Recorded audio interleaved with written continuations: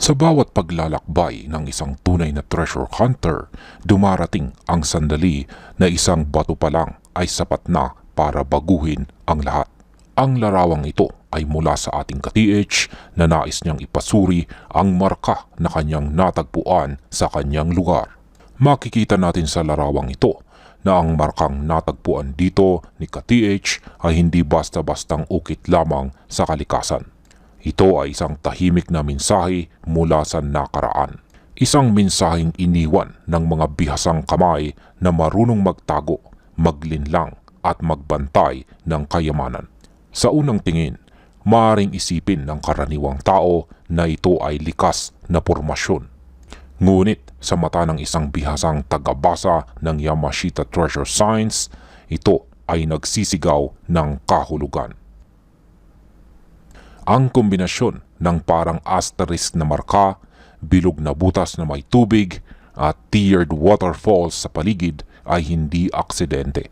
Ang bawat detaling ito ay may layunin, may babala, may direksyon at higit sa lahat may pangako ng malaking deposito.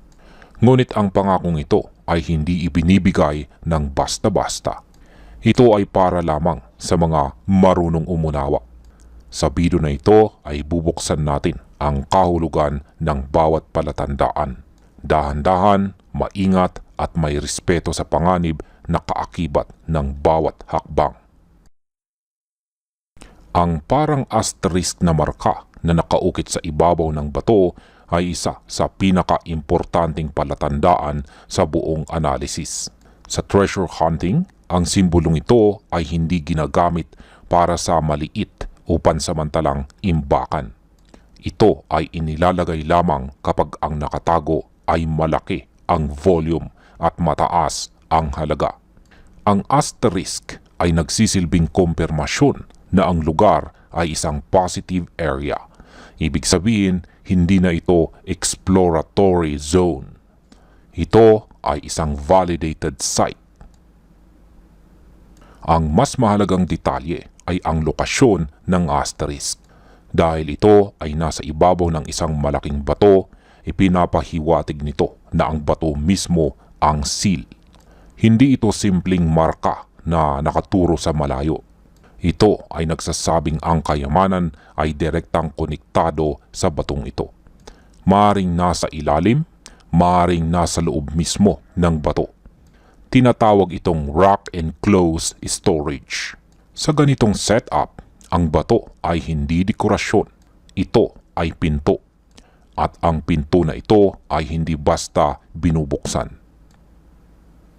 Kapag may ibang palatandaan na nakaturo sa asterisk, ang ibig sabihin ay eksaktong sa ilalim nito ang target. Ngunit kahit walang arrow, ang presensya pa lang ng simbolo ay sapat na upang sabihin na malaki ang inilagak dito. Hindi lahat ng asterisk ay pare-pareho ang ibig sabihin. Ang isa sa pinakamahalagang detalye na madalas hindi napapansin ng mga baguhan ay ang hugis ng mga linya. Kapag ang asterisk ay may isang linya na mas mahaba kaysa sa iba, ito ay tinatawag na odd leg. Ang odd leg ay hindi disenyo lamang. Ito ay direksyon. Ang mas mahabang linya ang nagsisilbing pointer na nagtuturo kung saan matatagpuan ang entrance o kung saan direksyon gagalaw. Ngunit kung ang asterisk ay pantay-pantay ang haba ng lahat ng linya, nagbabago ang interpretasyon. Sa ganitong kaso, ang mensahe ay diretso. Hindi ka na dapat maghanap pa ng ibang direksyon. Ang target ay direktang nasa ilalim. Ito ang klase ng simbolo na ginagamit kapag nais ng nagtago sa kayamanan na subukin ang tabang at presensya ng makakakita. Ang balance asterisk ay isang paalala na ang pinakamahirap na bahagi ay hindi ang paghahanap ng lugar. Ito ay ang paggalaw ng mismong bato na kadalasan ay may kasamang panganib, bigat at posibleng mekanismo ng depensa. Ang bilog na butas naman na may tubig dito ay hindi simpleng uka na nabuo ng ulan. Sa treasure hunting, ang bilog na hugis ay malinaw na simbolo ng pera, ginto o coin storage. Kapag ang isang bato ay may ganitong basin, ipinapahiwatig nito na ang bato ay hindi lamang marka kundi vault mismo. Ang loob ng bato o ang ilalim nito ay ginawang sisidlan ng mahalagang laman. Ang hugis bilog ay sinadyang piliin dahil ito ay sumisimbolo ng completeness at containment. Ibig sabihin, ang laman ay buo, hindi hinati, at hindi inililipat-lipat. Kapag ang bilog ay makinis at sinadyang hinulma, ito ay malinaw na gawa ng tao. Hindi ito likas. At kung may tubig sa loob, mas lalo itong nagiging mahalaga sa interpretasyon. Sa ganitong setup, ang bato ay nagsisilbing takip ng imbakan. Ang hukay ay tanda ng kung ano ang nasa ilalim. At ang katotohanan ito ay nasa tabi ng daluyan ng tubig ay nagpapahiwatig na ang tubig mismo ay bahagi ng disenyo, hindi aksidente. Ang tubig sa loob ng bilog na butas ay hindi lamang palamuti. Sa mas malalim na interpretasyon, ito ay ginamit bilang natural mirror. Sa partikular na oras ng araw, ang refleksyon ng araw o bituin sa tubig ay pointer sa eksaktong direksyon ng entrance ng tunnel o imbakan. Ito ay isang teknik na nangangailangan ng tamang timing at obserbasyon. Hindi ito minamadali.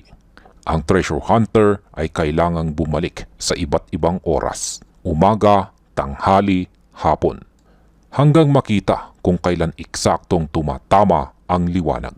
Kapag ang refleksyon ay tumama sa isang partikular na bahagi ng paligid, iyon ang direksyon. Ito ay isa sa pinaka-sophisticated na paraan ng pag-pointer dahil hindi ito gumagana araw-araw. Ang ganitong sistema ay sadyang ginawa upang ang kayamanan ay hindi basta-basta natatagpuan. Tanging ang may mga tiyaga at tamang kaalaman ang makakabasa nito. Kung saan may tubig, may panganib. Ang presensya ng basin na may tubig at ang lokasyon nito malapit sa talon ay isang malinaw na babala ng water trap. Ang tubig ay maaring gamitin bilang mekanismo ng depensa. Kapag maling bato ang ginalaw, posibleng bumaha ang loob ng tunnel.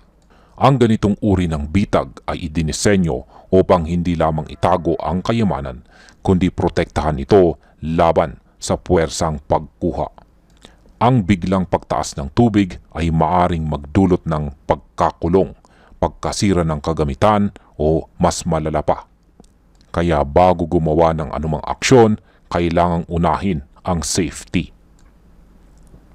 Ang tunay na treasure hunter ay hindi minamadali ang ganitong lugar.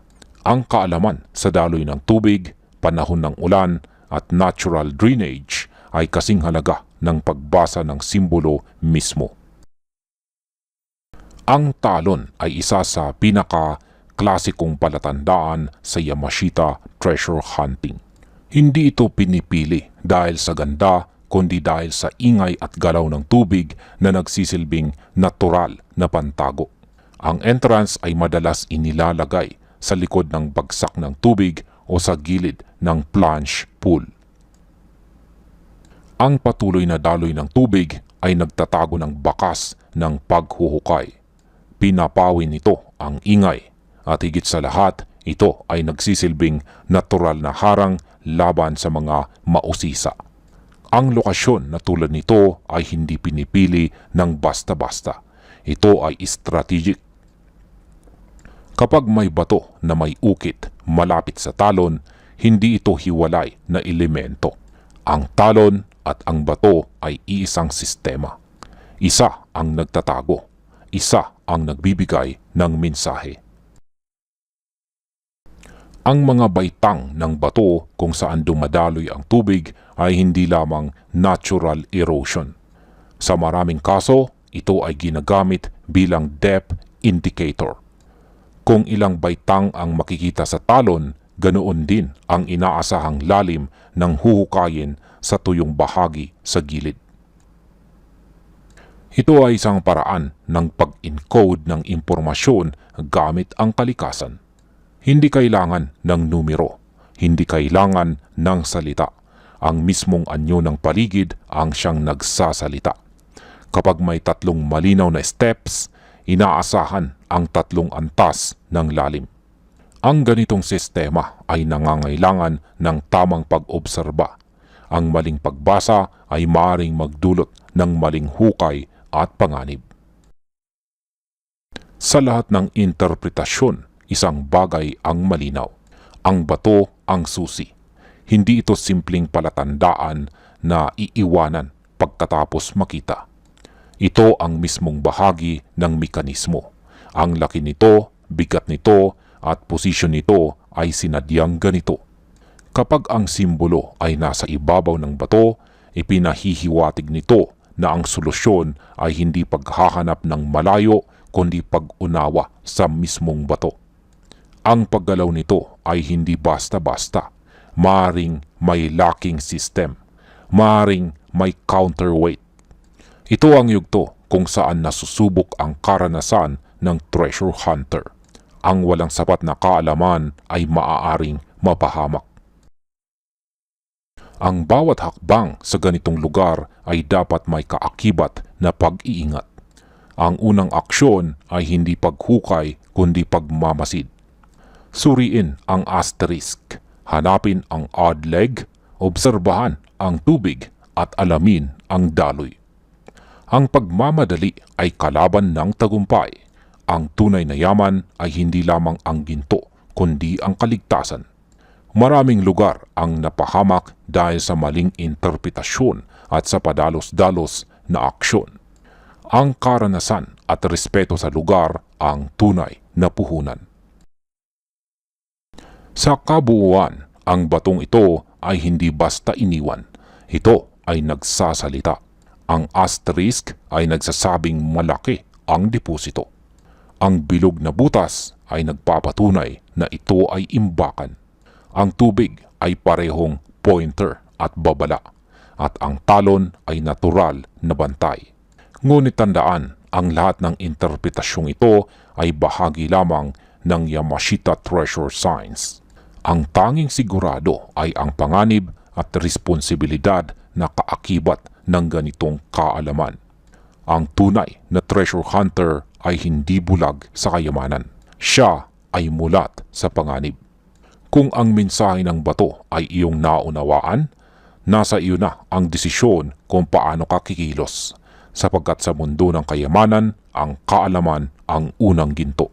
Maraming salamat sa panunood at happy treasure hunting sa inyong lahat.